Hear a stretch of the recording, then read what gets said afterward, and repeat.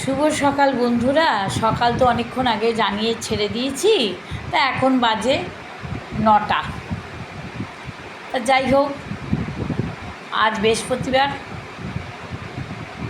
সবাইকে বলি লক্ষ্মীবার, পুজো করব। আমিও এখন পুজো করতে উঠবো, তা একটু ভিডিওটা করে পুজো করতে উঠবো। তা ভিডিও করতে করতে একটু চাও খাচ্ছি, চাটা না খেলে হয় না।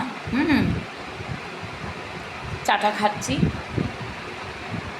তা একটা কথা বলি, তোমরা বৃহস্পতিবারে পুজো করো মা লক্ষ্মী, প্রত্যেকে মন দিয়ে করবে, বুঝেছো?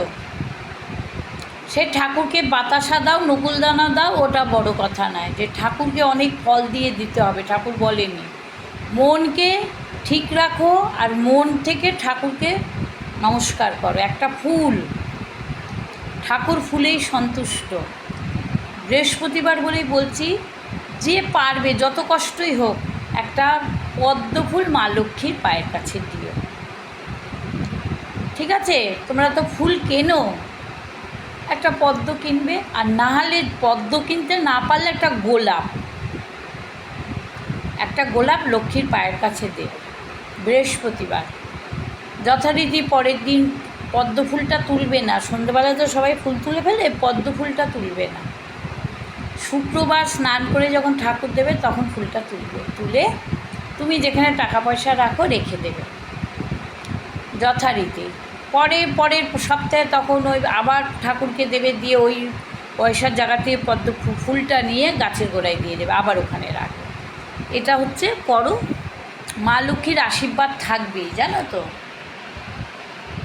কেন আমি এইটা করে আশীর্বাদ পেয়েছি আমি আজ জীবন।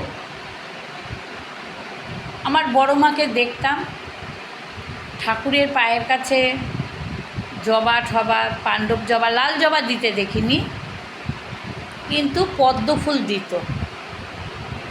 বড় মার জিনিসগুলো আমি লক্ষ্য করে রেখেছি, সেই মতে আমি কিন্তু চলি এখনও। রান্না বলো, ঠাকুর পুজো বলো, পয়সা কিভাবে জমাতে হয়, বম্মার সাথে আমার সব রকম কথা হতো। এই বম্মার আশীর্বাদটা আমার মাথায় আজও আছে, এই আশীর্বাদটা নিয়ে চলি। আজ যদি বড় মা বেঁচে থাকতো না, আরও আশীর্বাদ পেতাম, আরও কথা শিখতে পারতাম বড় মার থেকে, যে এইভাবে চলবি, এইভাবে করবি। কথা বলতে বলতে না পুরনো কথা চলে আসে, জানো?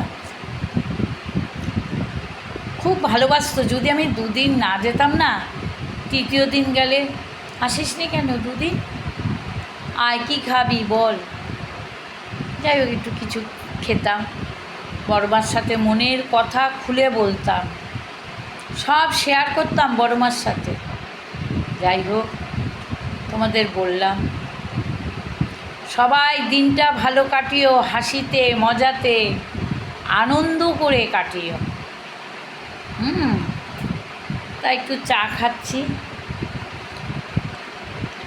এই পুজো দিতে যাওয়ার আগে কত কথা মনে পড়ে যায়, জানো তো? চা খেতে খেতে ছোটোবেলার স্মৃতি, ছোটোবেলার গল্প পরে শেয়ার করব,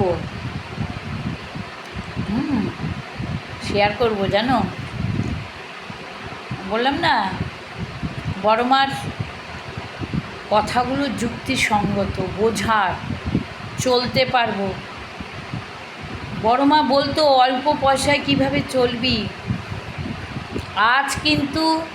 আজকে বড় মার কথা শুনে কিন্তু আমি অল্প পয়সা থেকেই পয়সা করেছি, বাড়ি করেছি, বড় মার আশীর্বাদে ছেলে মেয়েকে বিশাল শিক্ষিত করেছি। সবচেয়ে বড় মা বলতো ছেলে মেয়েকে কখনো বোকা বলবি না। আমি বললাম আচ্ছা বড় মা, তাহলে ওরা বোকা হয়ে থাকবে। ঠিক কথা, আমি কোনো দিন বলি না যে বোকার মতন কাজ করিস, বোকার মতন, এটা কখনো বলি না। ওই কথাটা মাথায় ঢুকিয়ে রেখেছি, বোকা বলতে নেই। কেউ যদি বাচ্চাদের বোকা বলেন, আমি যে এটা বলো না, ও বাচ্চা, ও কী বুঝবে, ওকে বোঝাও। এই কথাগুলো না আমি আজও গেঁথে রেখেছি। তা ওই বড় মার বুদ্ধি নিয়ে চলে চলে আজকে 2 পয়সা জমাতে পেরেছি। বড় মার আশীর্বাদ না মাথায় ভর্তি আছে একদম। আজ নেই বড় মা, বহু দূরে চলে গেছে, পৃথিবী থেকে কষ্ট হয় ভাবলে যে বম্মা জেঠু নেই, যেতাম। এখন দিদি আছে, দিদির বয়স হয়েছে।